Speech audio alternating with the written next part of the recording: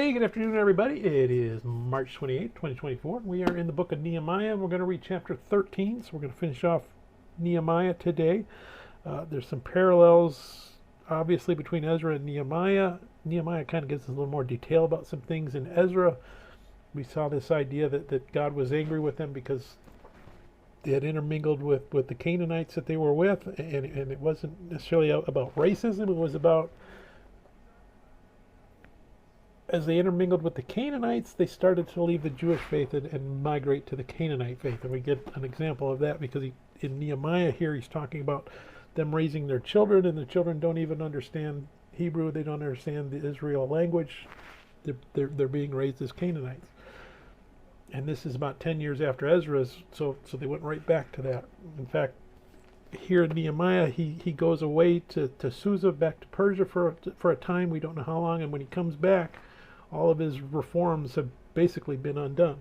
We see one of his enemies, Tobiah, who is opposed to this whole thing, has managed to bribe his way into actually having a room in the temple that should have been the storehouse for the grain offerings, but they're gone. They're not even actually gathering them. The Levites have dispersed because there's nothing for them to do, because Tobiah has essentially taken over the temple. And Nehemiah comes back. Apparently he has enough authority that he writes all of that, corrects all of that, gets the temple back to how it should be, gets the offerings how it should be, gets the Levites and the priests how they should be, and gets the people focused on, let's not chase after Canaanite idols again. That's what we keep doing, and that's why we were in exile to begin with. And we end with a very simple prayer from Nehemiah, which is just, God, remember me. One of the most basic prayers we have is, God, don't forget about me. And apparently he didn't, because we have his story here in our Bible. So let's go ahead and we're going to read Nehemiah chapter 13. On that day they read from the book of Moses in the hearing of the people, and in it was found written that no Ammonite or Moabite should ever come into the assembly of God, because they had not met the children of Israel with bread and water, but hired Balaam against them to curse them. However, our God turned the curse into a blessing. So it was, when they had heard the law, that they separated all the mixed multitude from Israel.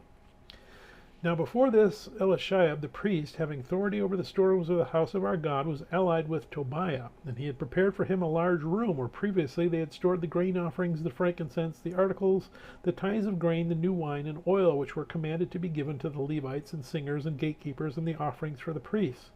But during all this I was not in Jerusalem, for in the 32nd year of Artaxerxes, king of Babylon, I had returned to the king. Then after certain days I obtained leave from the king, and I came to Jerusalem and discovered the evil that Eliashib had done for Tobiah, in preparing a room for him in the courts of the house of the God.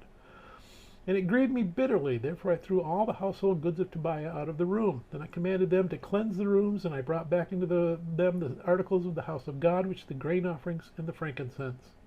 I also realized that the portions for the Levites had not been given them, for each of the Levites and the singers who did the work had gone back to his field. So I contended with the rulers and said, why is the house of God forsaken?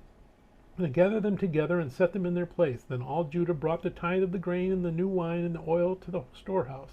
And I appointed as treasurers over the storehouse Shelemiah the priest and Zadok the scribe, and of the Levites Pedaiah, and next to him was Hanan the son of Zakur, the son of Mattaniah, for they were considered faithful, and their task was to distribute to their brethren. Remember me, O my God, concerning this, and do not wipe out my good deeds that I have done for the house of my God and for its service.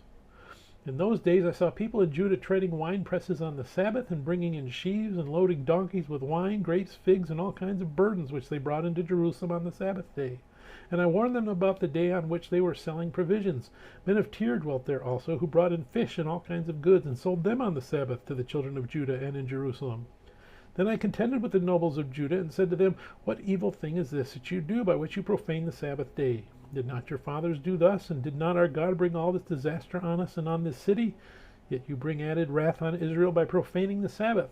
So it was at the gates of Jerusalem, as it began to be dark before the Sabbath, that I commanded the gates to be shut, and charged that they must not be opened till after the Sabbath. Then I posted some of my servants at the gates, so that no burdens would be brought in on the Sabbath day.